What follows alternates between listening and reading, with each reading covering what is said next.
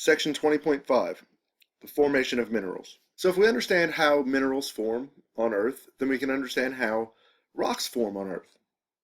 And we can understand geological processes. Minerals are formed by the process of what's known as crystallization, which is basically a crystalline solid that grows from either a liquid or a gas. In general, when we talk about minerals, they're going to come from a liquid. During crystallization, the atoms bond in a particular shape or pattern, and they grow from being these tiny structures into larger macroscopic sizes, things you can actually see. And so minerals commonly crystallize from two different sources, either from magma, which is just molten rock, and from water, or water solutions. Magma is just molten rock inside of the earth, composed of silicon and oxygen, but also aluminum, potassium, sodium, calcium, iron, and magnesium. When magma reaches the surface, it cools down. As it cools, the atoms inside of the magma start to slow down, they lose kinetic energy, and they can be brought into tight bonds with an orderly structure. The way that this happens, the rate at which it happens, depends on what the magma is made out of. If it has a low amount of silica in a particular region, that means it has a higher melting point. Higher melting point means as it cools, it's going to crystallize first. It's going to become solid first.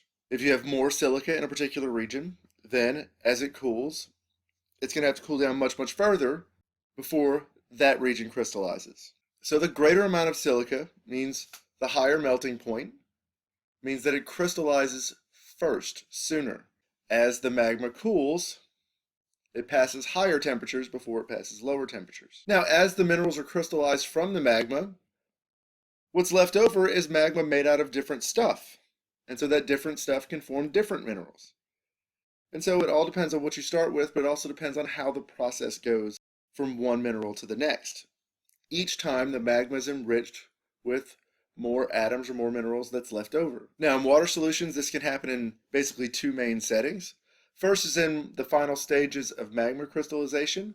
So you have magma, which is about 1 to 6% just hot water that has a bunch of minerals in it.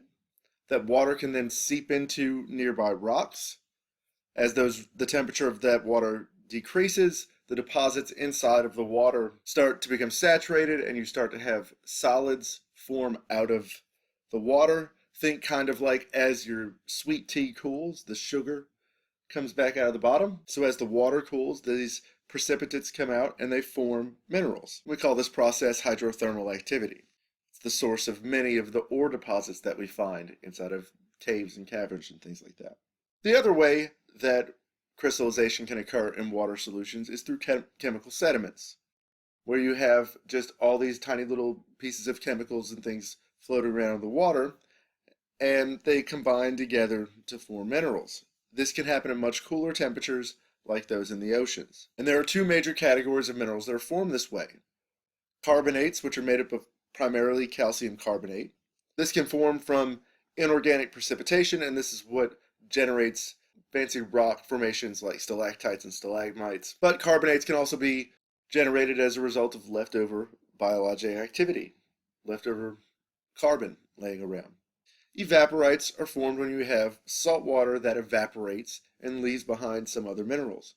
Water will generally evaporate before salt. The boiling temperature of water is somewhere around 100 degrees Celsius. For salt, it is somewhere around 800 degrees Celsius. And so the water will evaporate away before the salt will, leaving behind minerals. In this case, solubility determines the rate at which these minerals form, as opposed to temperature or magma composition.